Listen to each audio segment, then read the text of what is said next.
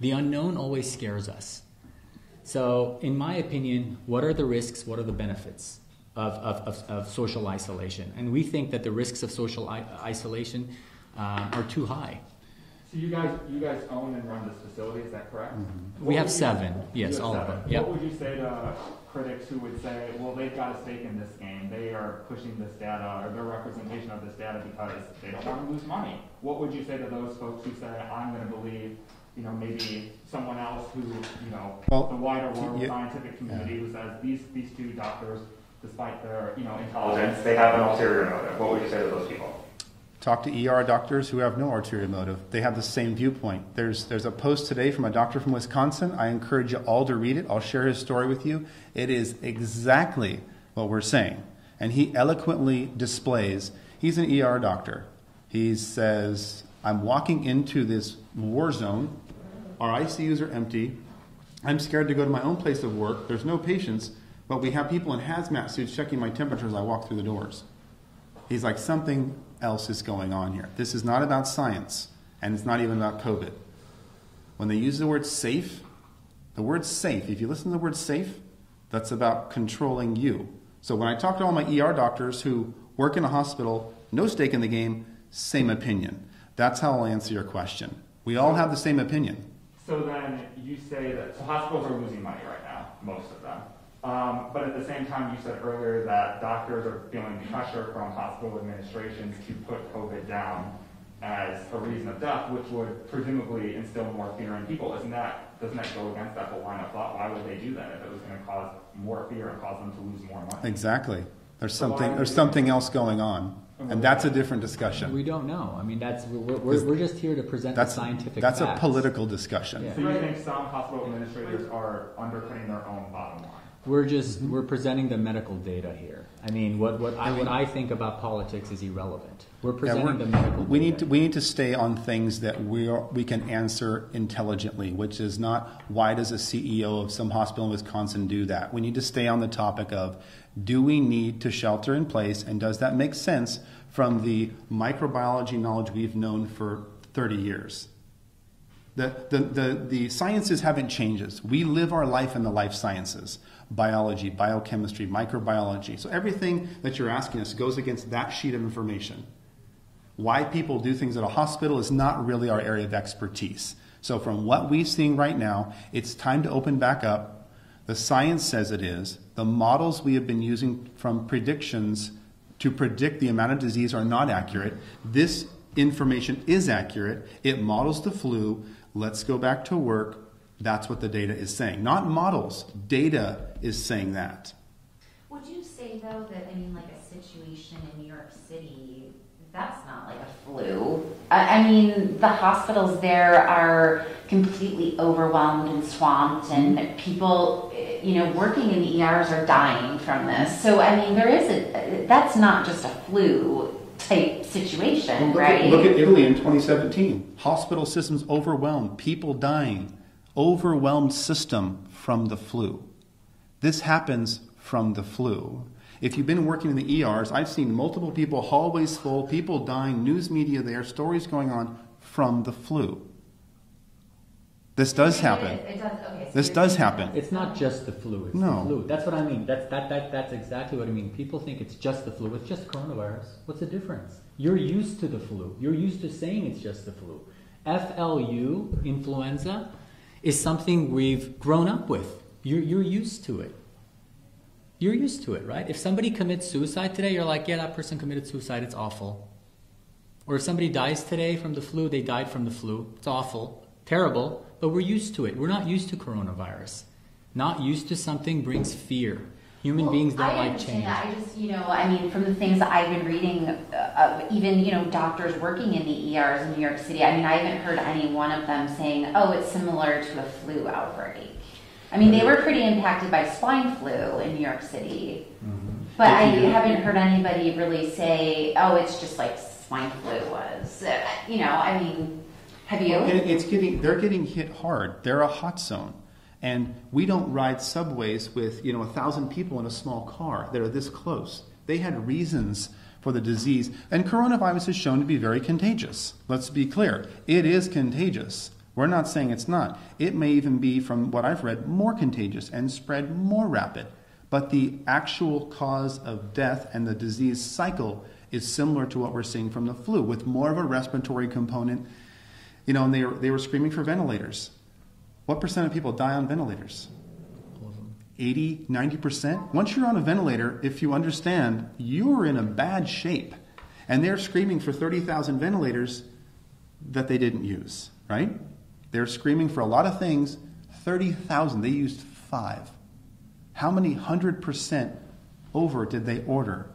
How many hundreds of millions of dollars? Entire companies, GM, were forced to switch their production lines. For what? I'm saying the secondary causes of what we're seeing, oil shutdown. We have predictable negatives from lockdown. Predictable negatives. Corona has unpredictable negatives. No, I see what you're saying. And I mean, it sounds like you're saying, we actually have some data to look at now. And in the beginning, we didn't really know, but now we can draw some conclusions. And those conclusions that you guys were able to draw, really the entire nation, do you think, respectively, the numbers are low in those ratios that you were mentioning, the fatality versus how many people have them, because we've been social distancing? Now, you don't think it's because since we started doing these, that those models that our county health shows how effective social distancing is, that's all false? But that's why we went over Sweden and Norway. We went over Sweden and Norway because you have lockdown, no lockdown. Sweden, no lockdown. Norway, lockdown. That's 10 million, that's 15 million people. We have the data. That's what I just went over with you.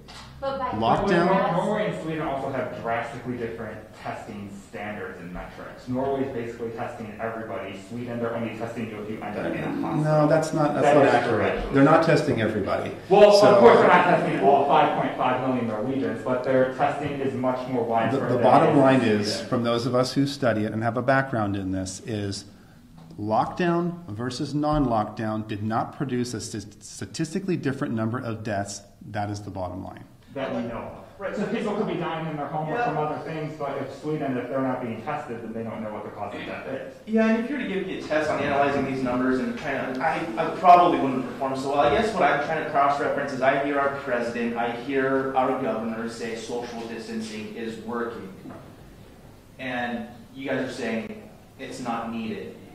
So I guess that's what I'm trying to wrap my head around. Like, why is that? It was needed initially. Are they lying? Are they lying? It was needed initially. They actually, we both agree with exactly what they did initially because we didn't know. It was an unknown. Now it is becoming known. Initially, when you don't know something, you're extra careful because you're fearful. It's just like when you see a patient and they're very sick, you test for everything because you're scared. You're fearful. But then as you see more of those patients, you realize, hey, I know what to test for, right? It's shotgun effect versus sniper effect, right?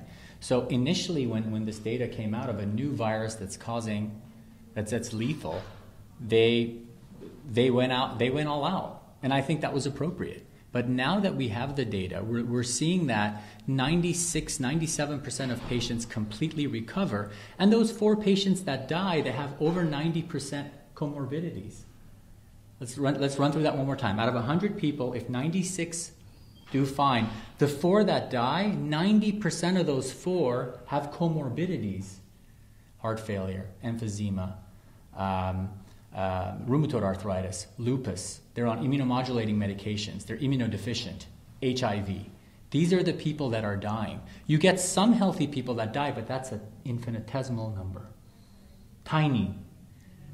So, and you think that differentiation of the conclusions that you doctors are drawing versus them is because they are academics or something along that line? What you were saying? Well, I think we're in the weeds.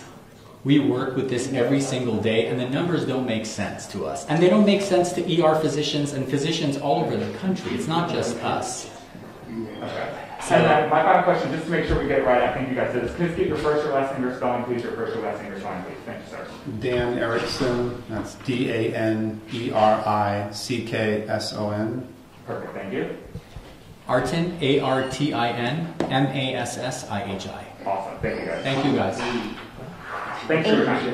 ARTIN? Yes.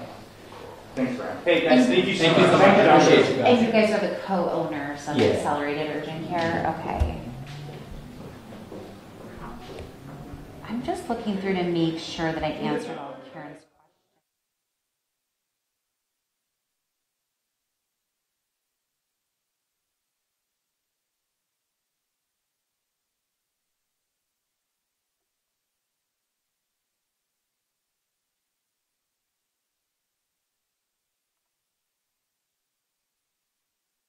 We're not saying we're right. We're saying, here's the data, here's what we understand. It's not a you're right and you're wrong thing. It's the way we interpret data. We work in the field, and some people that are not working in the field and still getting a paycheck have a different opinion. If you weren't getting a paycheck, you might have a different opinion. Yeah. If you weren't getting a paycheck, if everybody in here is getting a paycheck, right? Cafe Rio is not. They've all been furloughed. When you don't get a paycheck, your opinions start switching.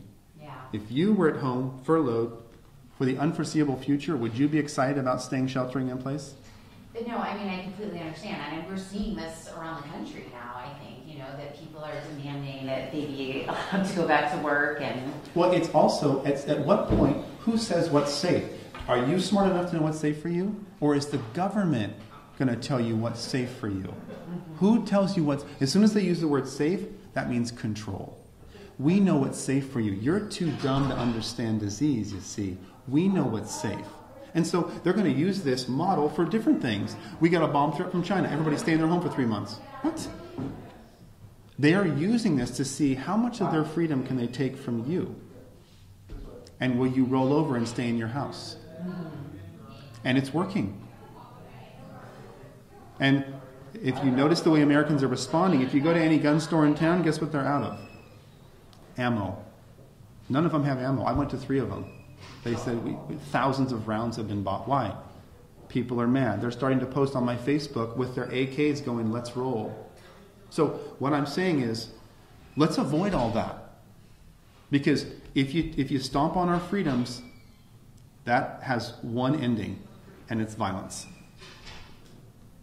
All right. Well, thank you guys.